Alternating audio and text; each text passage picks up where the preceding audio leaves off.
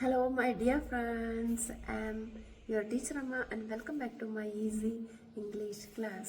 Today we are going to talk about past perfect continuous tense, the fourth member of past tense family. So let's go to the class.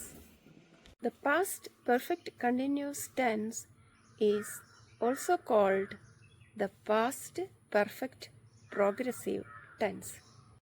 Past perfect continuous tense is used to show an action that started in the past, continued for some time, and ended before another past action or time. Dear friends, past perfect continuous tense എന്ന് പറഞ്ഞാൽ മലയാളത്തിൽ അർത്ഥമാക്കുന്നത് past perfect continuous tense is used to show an action. ഒരു പ്രവൃത്തി ഭൂതകാലത്തിൽ ആരംഭിച്ചു. That started in the past. ഭൂതകാലത്തിൽ ആരംഭിച്ചു. Continued for some time and ended before another past action or time. പിന്നീട് മറ്റൊരു ഭൂതകാല പ്രവൃത്തിക്ക് മുന്നേ അത് അവസാനിച്ചു. ഒരു സമയത്തോളം അത് തുടർന്ന ശേഷം പിന്നീട് മറ്റൊരു ഭൂതകാല പ്രവൃത്തിക്ക് മുന്നേ അവസാനിച്ചു. Its structure: subject plus had been plus verb plus ing plus object. ഇതിന്റെ ഫോർമാറ്റ് എന്ന് പറയുന്നത് സബ്ജക്റ്റ് ഉണ്ടായിരിക്കും, ഹാഡ് ബീൻ ഉണ്ടായിരിക്കും, വെർബിന്റെ കൂടെ ing ഫോം ഉണ്ടായിരിക്കും, പിന്നെ ഒബ്ജക്റ്റും.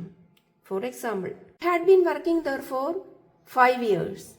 ഞാൻ അവിടെ 5 വർഷമായി ജോലി ചെയ്തുകൊണ്ടിരുന്നു. അപ്പോൾ അവിടെ ഒരു പ്രവൃത്തി ഭൂതകാലത്തിൽ ആരംഭിച്ചിട്ടുണ്ടായിരുന്നു. ഒരു സമയത്തോളം അത് നീണ്ടു, 5 വർഷത്തോളം നീണ്ടു. പിന്നീട് മറ്റൊരു ഭൂതകാല പ്രവൃത്തിക്ക് മുന്നേ അവസാനിച്ചു. I had been working there for 5 years. Another example, they had been waiting for the bus since morning. രാവിലെ മുതൽ അവർ ബസ്സിനായി കാത്തുകൊണ്ടേയിരുന്നു. രാവിലെ മുതൽ അവർ ബസ്സിനായി കാത്തുകൊണ്ടിരുന്നു. അവിടെ ഒരു പ്രവൃത്തി ഭൂതകാലത്തിൽ ആരംഭിച്ചിട്ടുണ്ട്, ഒരു സമയത്തോളം അത് തുടർന്നിട്ടുണ്ട്, പിന്നീട് മറ്റൊരു ഭൂതകാല പ്രവൃത്തിക്ക് മുന്നേ അത് അവസാനിച്ചിട്ടുമുണ്ട്. They had been waiting for the bus since morning. Next one, he had been reading the book for 2 days. He had been reading the book for 2 days. 2 ദിവസമായി അവൻ പുസ്തകം വായിച്ചുകൊണ്ടിരുന്നു.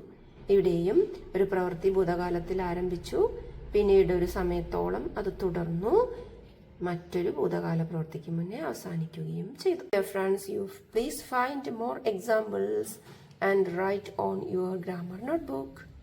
Here I wind up today's class. See you in the next class with future perfect continuous tense. Until then, bye bye.